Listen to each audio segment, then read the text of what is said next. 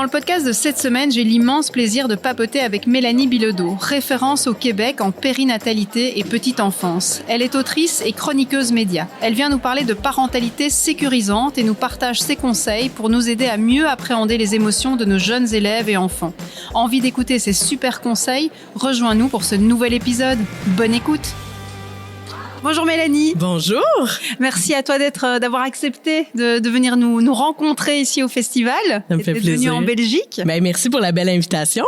Alors tu as animé une conférence ce matin. Il y avait beaucoup de monde, beaucoup d'enseignants qui étaient là pour t'entendre. Ouais. Tu as parlé de parentalité sécurisante. On va un petit peu en discuter ensemble si tu es d'accord. Oui, bien sûr. Formidable. Alors dans tes chroniques, dans tes livres, justement, tu parles de cette parentalité sécurisante comment est-ce que toi tu définis, parce que dans cette parentalité tu parles des comportements débordants, comment tu définirais ces comportements débordants? C'est quoi un comportement débordant en fait? Ben en fait tout est matière à interprétation. Hein? Qu'est-ce qu'un comportement débordant?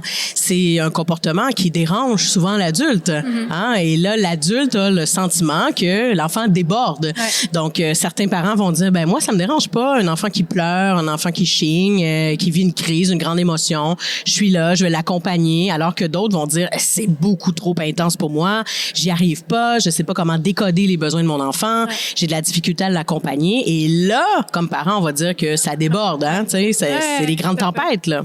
OK. Et donc, oui, tout est question de qui est avec l'enfant. Ben oui. Un comportement débordant sera débordant pour l'un et pas du tout pour l'autre. Et voilà, selon notre niveau de tolérance aussi, hein, on a tous nos propres enjeux affectifs, émotionnels. On n'a pas tous la même tolérance aux pleurs, aux crises.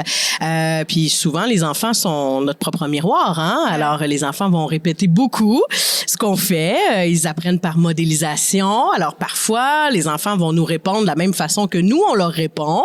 Et on n'apprécie pas toujours. Ça peut nous confronter comme parents. Oui, voilà. Donc, c'est important de se connecter à soi-même. Hein? Puis c'est beaucoup mon approche quand je parle de parentalité sécurisante. Toute la notion de connexion à soi. Donc, d'essayer d'évaluer, d'identifier comment je me sens dans cette situation-là, moi, comme parent ou comme éducateur, comme enseignant. Qu'est-ce que cette situation-là génère chez moi? Comment j'y réagis? Pourquoi je réagis de cette façon-là? Il y a toujours des situations, des comportements qui viennent davantage nous chercher, qui viennent davantage, c'est ça, brasser des émotions à l'intérieur de nous. Pourquoi un parent ou un enseignant a plus de difficultés avec un enfant qu'avec un autre? Mais tout ça, souvent, ça part de nos propres enjeux affectifs et émotionnels et de nos patrons d'attachement également, dont je parlais dans la conférence ce matin. OK. Alors, tu disais ces comportements débordants, ça peut être une colère, ça peut être un refus. L'exemple classique, moi j'ai souvent ça avec ma petite fille, c'est que on ne sait pas pourquoi soudainement elle veut pas s'habiller. Elle veut pas mettre on est pressé, c'est le matin, je me dis il y a l'école, il y a l'horaire, etc. Et puis ça bloque. Et évidemment ça peut vite monter. Alors pourquoi ils ont ces réactions? Moi, je me pose la question, je me dis tous les jours on s'habille, tous les jours ça se passe bien, c'est la bonne humeur, c'est cool, c'est chouette. Et là aujourd'hui, non, je veux pas. Et quand je cherche le rationnel, je me dis je comprends pas. C'est Qu'est-ce que j'ai fait de différent aujourd'hui? Exact. Qu'est-ce que j'ai fait de différent? Alors que hier, on a fait la même chose et ça s'est super bien passé. Ouais, mais peut-être qu'il y a quelque chose de différent ce matin-là, effectivement, qu'on n'a pas toujours identifié. Le contexte est peut-être différent. Peut-être que nous, comme parents, on est dans une posture différente. Tu le disais, on est un peu pressé, hein, sur le bord de la porte. Mais généralement, ça génère du stress. Alors, comme parents, si on est stressé, c'est sûr qu'on transmet notre stress à l'enfant. Là, évidemment, il faut pas se sentir coupable de ça, ça fait partie de la vie, c'est normal, mais les enfants réagissent très, très mal au stress.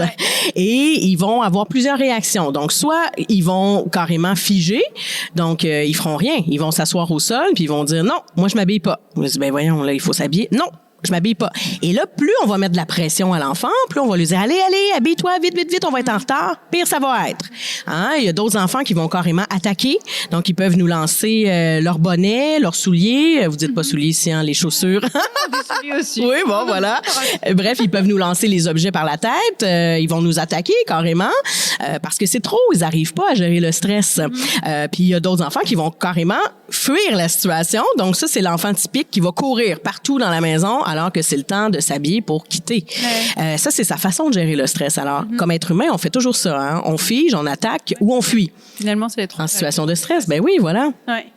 Et les erreurs d'interprétation, parce que comme je disais, moi, j'essaie de trouver une logique, c'est-à-dire que je vois le problème, je me dis, OK, voilà, j'essaie d'interpréter pourquoi ça s'est passé comme ça. Mm-hmm. C'est quoi les erreurs d'interprétation ou les idées reçues que les adultes vont avoir face à ces comportements? Ben, souvent, on va traduire ça comme l'enfant est opposant, bon, il collabore pas, il est pas gentil, il nargue, il manipule, il fait des caprices. Tout ça, ce sont des erreurs d'interprétation, mais ce sont ce qu'on appelle c'est de l'adultomorphisme, en fait. Hein, c'est d'interpréter les comportements des enfants avec un cerveau mature d'adulte et avec des yeux d'adulte. Mais l'enfant, il fait pas ça pour nous narguer. Hein? L'enfant qui veut pas collaborer, il a toujours un besoin derrière le comportement. Dans tous les comportements qui nous dérangent chez les enfants, il y a toujours une fonction à ce comportement-là. Et il est là le défi comme adulte d'essayer de comprendre quel est le besoin derrière le comportement. Donc, faut pas toujours essayer de trouver le pourquoi des choses, là, mais pourquoi il fait ça, pourquoi il fait ci. Dans notre logique d'adulte, il y en a pas de logique en fait. Hein? C'est pas logique pour nous. Tu l'as très bien dit. On s'habille à tous les matins. Pourquoi tu t'habilles pas ce matin? Bon, c'est pas logique. Mais il y a un besoin derrière ça. Quel est le besoin que l'enfant est en train d'exprimer? Est-ce que c'est un besoin de proximité? Donc, là, l'enfant sait qu'il va se séparer de toi, s'en va à la garderie, à la crèche, à l'école, a pas envie de se séparer, donc va trouver une façon de reconnecter avec toi puis de dire, moi, je quitte pas, hein, je m'habille pas ce matin, je reste ici, tu sais. Est-ce que c'est un besoin d'autonomie? Je veux le faire moi-même, donc laisse-moi faire. Je veux pas que tu m'habilles, je vais le faire moi-même. Est-ce que c'est un besoin de contrôle? Puis souvent, on perçoit ça de façon très négative, le contrôle chez l'enfant. Hein? On a l'impression que l'enfant va nous dominer dans les erreurs d'interprétation, justement. On se dit, bon, c'est ça, c'est un enfant roi, il prend toute la place, il décide pour nous. Non, c'est pas ça, là. Les enfants ont tous besoin un peu de contrôle. Tous les êtres humains ont besoin de contrôle. C'est notre façon de gérer le stress. Et quand on a un sentiment de contrôle faible, ben, on fait tout pour essayer d'avoir le contrôle. Et c'est là qu'on peut devenir très désagréable, en fait, hein? Qu'on peut s'opposer, avoir des comportements qui dérangent. Donc, il faut laisser une zone de contrôle aussi aux enfants. Donc, exemple, de dire à l'enfant, ben écoute, à quel moment tu souhaiterais t'habiller? Donc ça, on va pas le faire ce matin-là, le matin où c'est difficile, mais le matin suivant. Ça serait quoi le meilleur moment pour toi pour t'habiller? Est-ce que c'est avant d'avoir brossé tes dents, après avoir brossé tes dents, après avoir fait ton sac? Bon. Et là, on met l'enfant en situation de contrôle. On lui donne une marge dans laquelle il va sentir que le contrôle sur la situation. Et ça, c'est beaucoup moins anxiogène pour lui. Ça diminue le stress et ça lui permet d'être plus proactif et d'être davantage responsabilisé dans tout ça. Donc, d'amener l'enfant à faire des choix par lui-même dans la mesure de ce que nous, on est capable de tolérer aussi. Là. Je veux dire, s'il dit, ben moi, je veux pas m'habiller tout simplement, là, on n'a rien gagné. Mais on peut dire, bon, ben parfait, on va installer un timer à ce moment-là, un petit sablier, où je vais changer l'heure sur le four, puis dans 5 minutes, tu vas voir le décompte, dans 5 minutes, on s'habille. Donc, on peut donner le choix à l'enfant. Dans combien de temps? Dans 2, dans 3 ou dans 4 minutes? Dans 4 minutes, parfait. Alors, on va mettre 4 minutes. Alors, on lui donne un peu de contrôle. Ça peut aider aussi grandement. Et l'autre besoin, souvent, c'est le besoin de jouer. Les enfants veulent jouer. Et c'est leur job d'enfant. Et on est dans une société où on ne joue plus. On n'a pas le temps de jouer. Vite, on va être en retard. Vite, il faut manger. Vite, va te coucher. Vite, il faut faire les devoirs. Est-ce qu'on peut jouer aussi? Est-ce qu'on peut avoir un peu de plaisir? L'être humain, à la base, veut socialiser et jouer. Hein? On est tous comme ça. C'est pas pour rien qu'on a hâte à nos vacances, là. Hein? On veut s'amuser. Alors, mettons plus de jeux. Intégrons davantage de ludique, davantage de jeux dans notre quotidien avec les enfants. Et si on fait, par exemple, le gros dinosaure pour aller s'habiller ou on y va en marchant comme un chat ou en amenant davantage d'humour et de ludique, les enfants vont beaucoup plus collaborer. Personne ne va être orienté sur la tâche, là. Personne, là. Tous les êtres humains, là, les adultes aussi, on est comme ça. Là. On a beaucoup plus de plaisir au travail quand on est dans l'humour, qu'on peut rigoler, que quand on est simplement orienté sur la tâche. Là. OK. Ben ça donne, on est parti de cette idée de s'habiller, mais si je te donne, on peut partir de quelques petites situations bien sûr. concrètes. Je trouve ça assez chouette. Alors en classe, ici on avait beaucoup d'enseignants, beaucoup d'enseignants qui nous écoutent aussi. En classe, un enfant qui va faire une colère, qui va exprimer, voilà, qu'il y a quelque chose qui va pas. En plus, on est avec un groupe, donc c'est vrai que c'est encore une autre dynamique. Comment réagir sur le moment, de se dire comment je fais peut-être pour apaiser, pour sécuriser, pour essayer que la colère, alors elle doit s'exprimer, mais comment parvenir à gérer aussi l'ensemble du groupe, parce que je crois que c'est là la problématique, c'est de se dire si je ne suis qu'avec lui, c'est une chose, mais j'en ai peut-être 24 autres qui attendent ou que ça va mettre dans de l'insécurité aussi, peut-être, de voir l'enfant en colère. C'est quoi les petites pistes ou les propositions que tu aurais? Mais d'abord, l'enfant, il a besoin d'avoir une figure qui fait office de porte-avions. Alors, un porte-avions, c'est toujours accessible, disponible et sensible pour l'enfant. Mais là, le hic, dans le cas où l'enfant vit une grande émotion comme ça et qu'on a tout un groupe à gérer, c'est qu'on peut être sensible, on peut être accessible, mais disponible pour l'enfant, c'est un double défi, parce qu'il faut être à gauche et à droite. Donc, premièrement, c'est d'aller faire sentir à l'enfant qu'on est disponible pour lui à la mesure de ce qu'on peut offrir. Donc, on va aller valider son émotion. On va aller le retrouver, on va se placer à sa hauteur, on va valider, on va normaliser, on va lui dire, par exemple, OK, là, t'es très en colère, t'es pas content parce que tu voulais qu'on aille jouer, je sais pas, dans la cour extérieure, puis on y va pas, il pleut, bon, peu importe. T'es très en colère, je comprends. Je comprends. Ça, c'est super important. L'enfant a besoin de sentir qu'on est sensible. Ensuite, on va lui faire sentir qu'on est accessible. Donc, je suis là. Je me présente à toi, à ta hauteur. On a un contact physique, si l'enfant le souhaite. Il y a des enfants qui refusent carrément le contact physique, donc on y va selon ce qu'on connaît de l'enfant aussi. Là, on touche pas un enfant qui ne veut pas être touché, mais il y a des enfants que juste avoir une petite main sur la leur ou une petite main sur l'épaule, ça peut être très réconfortant pour eux. Et ensuite, ben là, c'est de lui faire sentir qu'on est disponible. Donc, si on doit retourner auprès du groupe, on lui explique. Là, le groupe m'attend, je dois retourner auprès d'eux, je reviens auprès de toi dans 1 minute. Je suis là. Tu peux encore compter sur moi, d'accord? Je reviens dans 1 minute. Et là, on retourne voir le groupe. Donc, on garde ce lien avec l'enfant. On demeure accessible, disponible et sensible pour lui. Et ensuite, ben, ça s'explique très bien au groupe, Je veux dire, à un moment donné, les enfants le savent aussi qu'on fait office de porte-avions. Alors, présentement, exemple, on est avec William, mais on l'explique. Là, présentement, vous avez vu, William vit une grosse colère. Il a besoin de moi. Donc, je compte sur vous. Vous faites, par exemple, je sais pas, un petit travail. Vous prenez chacun un livre et je vais être avec William. Je reviens dans 2 minutes. Donc, c'est comme ça qu'on garde le lien avec les enfants. Et c'est fabuleux, là. Le groupe est capable, bien souvent, de se gérer quand même seul pendant de courts instants. On a toujours des enfants hyper responsables qui vont d'emblée prendre un peu la place de l'enseignant, qui vont dire « Ah, les copains, il faut pas parler. Mélanie est partie. » Ils savent, là. Ils sont fabuleux, les enfants, là. Et tu joues aussi beaucoup sur le temps, j'entends. Tu dis 1 minute, 2 minutes. Donc, c'est vraiment dire c'est des petites périodes, mais tu les mentionnes. Oui, il faut le mentionner. Il y a un cadre quand même dans le... Voilà. L'enfant a besoin de nous voir aussi, Donc, c'est comme ça qu'on demeure accessible et disponible. Donc, on va pas l'isoler dans une pièce, on va pas l'envoyer ailleurs où il ne peut pas nous voir. Ça, c'est extrêmement insécurisant. Et si on peut faire un travail d'équipe avec un autre membre du personnel de l'école, avec qui l'enfant a un bon lien, ben ça peut être de dire, écoute, là, présentement, je te laisse avec Sophie. Sophie va être là pour toi. Ne t'en fais pas. Je suis encore là aussi, mais je dois rejoindre le groupe. Et là, on laisse l'enfant avec Sophie. Ou on fait le contraire. Sophie, pourrais-tu prendre mon groupe pendant 2-3 minutes? Je dois rester avec William. Faut faire une équipe dans tout ça. Puis, comme école, on peut se donner des signaux aussi. Là, on peut avoir une petite clochette dans l'école. On peut avoir une petite affiche qui dit, là, en ce moment, j'ai besoin d'aide. Là. Alors, si tu passes dans le corridor, puis tu vois cette petite affiche-là, ça veut dire, viens cogner à ma porte, j'ai besoin d'aide. Donc, faut s'entraider. Là, c'est important. Faut que l'ensemble, en fait, de l'équipe école devienne des porte-avions pour les enfants. Ouais. Alors on a donné des exemples pour les classes. Pour les parents, je prends l'exemple d'un enfant qui ne voudrait pas suivre les règles familiales. Quand je dis les règles familiales, c'est le fonctionnement qui est de dire, on sait que tous les jours, c'est les enfants qui mettent la table ou des choses qui font que l'organisation familiale est OK. L'enfant qui s'oppose à ça, le conseil que tu donnerais aux parents, comment gérer une forme d'opposition d'un des ados ou des même plus jeunes, de dire en fait, non, je vais pas suivre, je vais pas le faire. Comment on réagit sans rentrer dans de la colère et dans une boucle qui serait négative? Ben encore une fois, c'est sûr qu'il y a un besoin derrière le comportement. L'opposition, c'est toujours la manifestation d'un besoin. Qu'est-ce que l'enfant ou l'ado est en train de me dire? Ce qu'il est en train de me dire, moi, cette tâche-là, je me sens pas capable de la faire, j'ai peur d'échouer, donc j'ai pas le goût de la faire? Est-ce que c'est parce que mon frère ou ma sœur va être à proximité, va rire de moi, puis j'ai pas envie de vivre ça?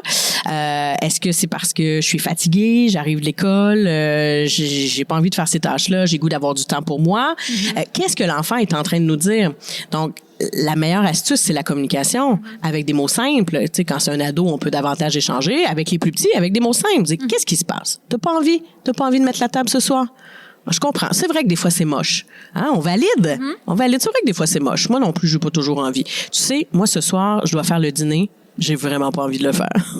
C'est moche, hein? J'ai vraiment pas envie, mais j'ai pas le choix. Il faut que je fasse le dîner. Tout le monde doit manger. Ça serait quoi notre solution ce soir? Peut-être que maman, on pourrait échanger. Peut-être que tu pourrais mettre la table, puis moi, je pourrais faire des rôtis pour souper. Je sais pas. Les enfants sont pleins de solutions. Il faut les impliquer dans la solution. Qu'est-ce qu'il va nous dire, l'enfant? Je sais pas. Peut-être qu'il va nous dire, peut-être qu'on pourrait passer un moment ensemble, on pourrait peut-être jouer un peu, puis ensuite, on va aller faire nos tâches ensemble. Il faut impliquer l'enfant. Puis, à un moment donné, il faut mettre aussi une limite, hein, de dire, écoute, mon cœur, on n'a pas le choix. Il faut mettre la table ce soir, c'est comme ça. Comment on pourrait le faire pour que ça soit agréable? Impliquer les enfants, demandez-leur. Puis peut-être que l'enfant va dire, mais moi, j'aime pas ça, mettre la table. Je déteste cette tâche-là. Ah oui, OK, je t'entends. Peut-être que ça pourrait être une autre tâche. Peut-être que je pourrais la donner à ton frère ou à ta sœur. Ou peut-être que moi, je pourrais la faire, cette tâche-là. Mais quelle autre tâche tu pourrais faire à la place? Parce que c'est pas vrai que tu feras rien, là. Ouais, c'est ça. On a compris, là.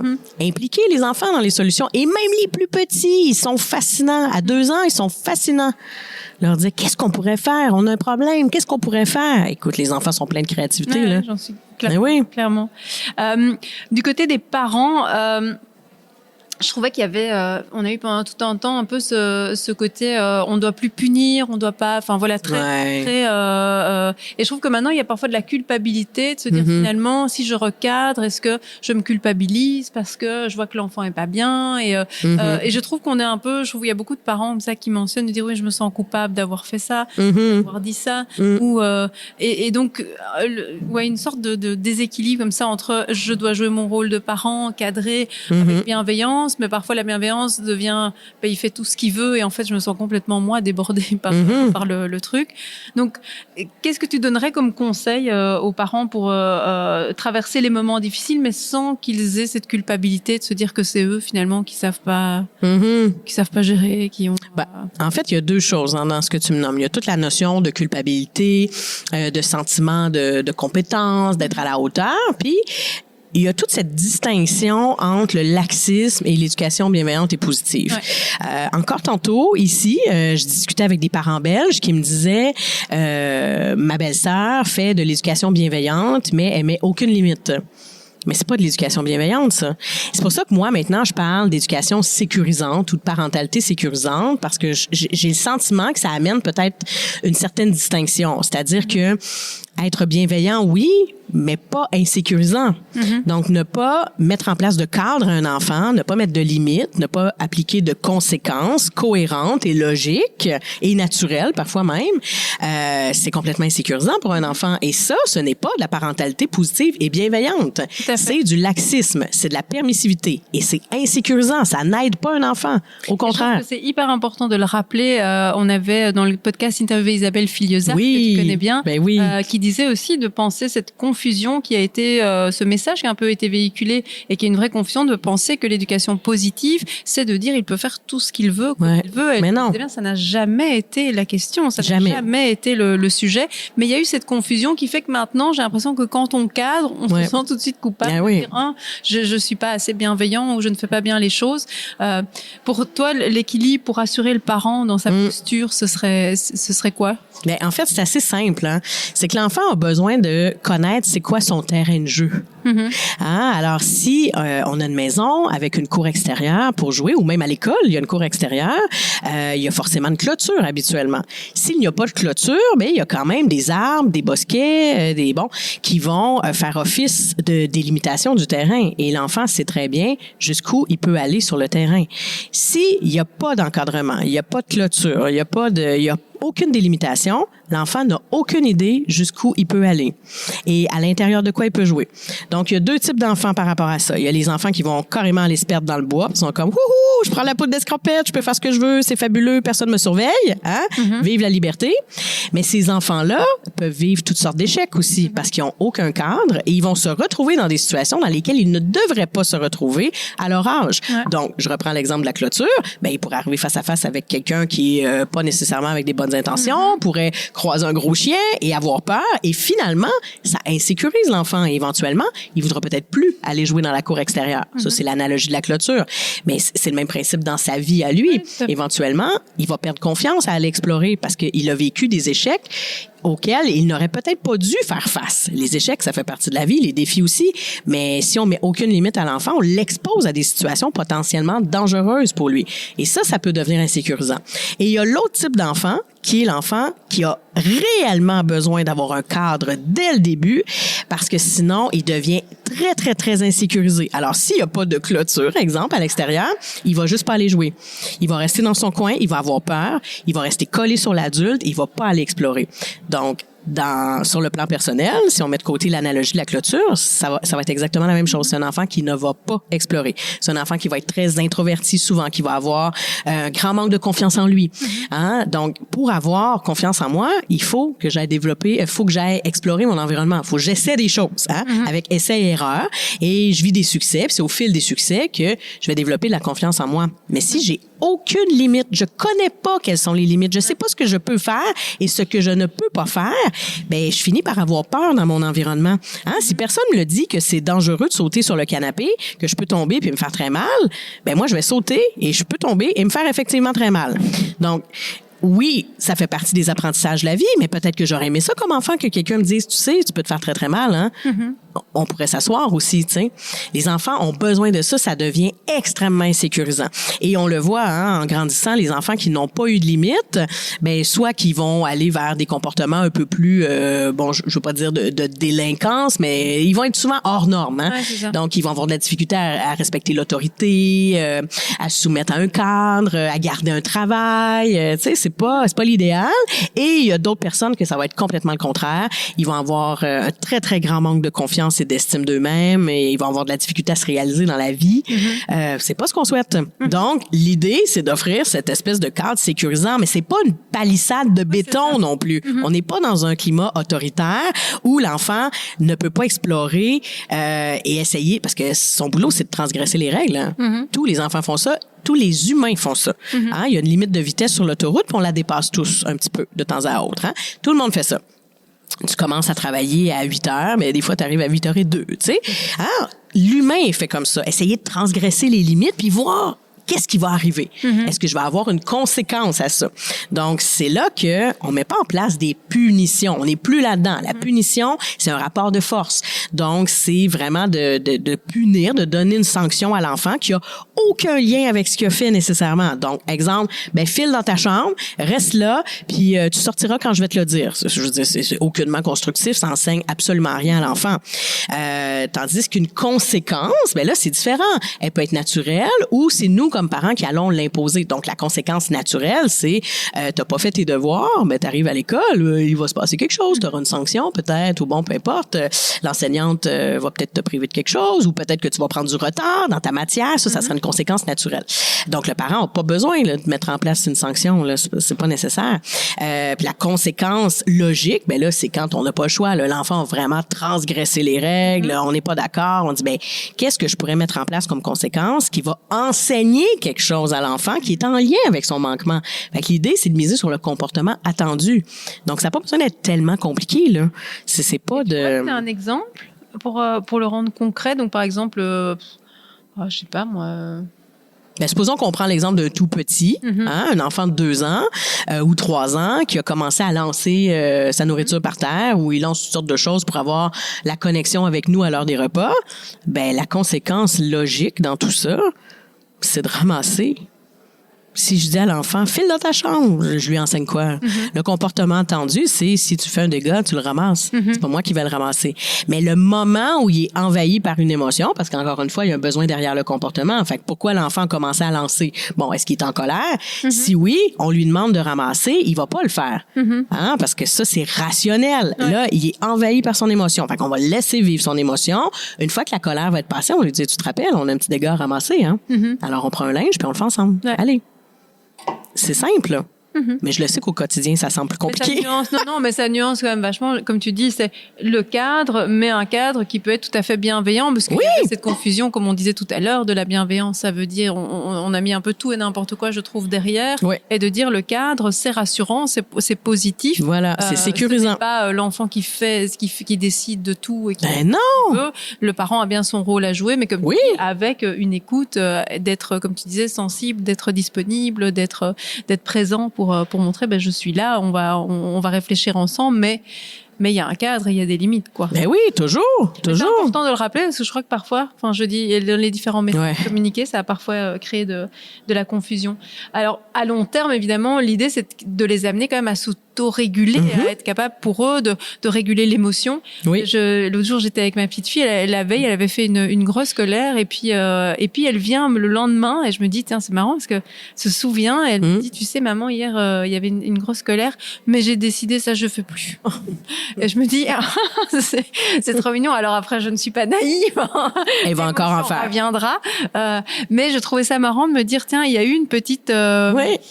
Voilà, une petite réflexion, on a vu qu'elle avait de se dire, tiens, j'ai pas aimé ce qui s'est passé, parce que c'était pas un chouette moment forcément, parce que voilà, on est plutôt dans la rigolade souvent ensemble, et là, c'était pas très drôle. Et je trouvais ça mignon de me dire, tiens, est-ce que c'est déjà un début d'autorégulation, de se dire, ça j'ai pas aimé, je ne referai plus. Mais c'est quand même à ça qu'on veut les amener finalement. Éventuellement, mais oui. Comment leur apprendre à pouvoir eux-mêmes, sentir la colère qui arrive, reconnaître l'émotion, se dire voilà, l'adulte ne sera plus toujours là non plus pour. Oui. Voilà. C'est quoi les clés? Il y a une progression naturelle, il y a une évolution naturelle chez chacun? Ouais. Deux choses, en fait. D'abord, il y a toute la notion d'immaturité cérébrale, hein. Alors, l'enfant a un cerveau extrêmement immature. Alors, on peut pas s'attendre à ce qu'un enfant de 3, 4 ans, même 5 ans, soit capable de s'autoréguler seul dans toutes les situations. C'est impossible. Et c'est pas sa faute. C'est pas quelque chose que nous, on a fait ou qu'on n'a pas fait comme parents. Les connexions neuronales ne sont pas là. Donc, l'enfant n'a pas cette capacité de s'apaiser. Donc, on a des amygdales cérébrales dans le cerveau qui vont s'activer. Donc, lorsqu'on vit des grandes émotions, on n'a pas nécessairement comme enfant cette capacité d'aller se connecter dans ce qu'on appelle le cortex préfrontal qui va nous permettre de rationaliser, de raisonner. Et ça, c'est vraiment une question d'immaturité. Donc, il faut se donner le temps. C'est dans les 5 à 7 premières années de vie que 90% du cerveau de l'enfant va se développer. Donc, il se passe énormément de choses. Et ce qui va se passer, entre autres, c'est les connexions neuronales qui vont se créer, qui vont se développer dans les situations de co-régulation. Alors ça, c'est la deuxième clé. C'est la co-régulation. Donc, l'enfant arrive pas à se réguler seul. Il a besoin d'avoir un adulte porte-avions, accessible, disponible et sensible pour lui, qui va l'accompagner, qui va accueillir ses émotions et qui va être là avec lui durant les grandes émotions. Et on n'a pas besoin de chercher 50 000 solutions pour que l'enfant s'apaise. Là, souvent, on cherche. On veut tellement que l'enfant s'apaise rapidement. On lui offre un biscuit. On veut y changer les idées, on fait de l'humour. Des fois, ça fonctionne, mais des fois, pas du tout. Ce que l'enfant a besoin, c'est qu'on valide. T'as beaucoup de peine dans mon cœur, t'es très triste. Je comprends. Je vais rester avec toi. On va attendre que ça passe. C'est tout. C'est tout. On peut lui offrir un câlin. Est-ce que tu aimerais que je t'aide? Aimerais-tu avoir un câlin? Des fois, il va faire « Non! Pas de souci. Je reste là. Je reste à côté de toi. » Et je réitère mon offre du câlin. Et éventuellement, l'enfant va s'apaiser, va accepter le câlin, va venir vers nous.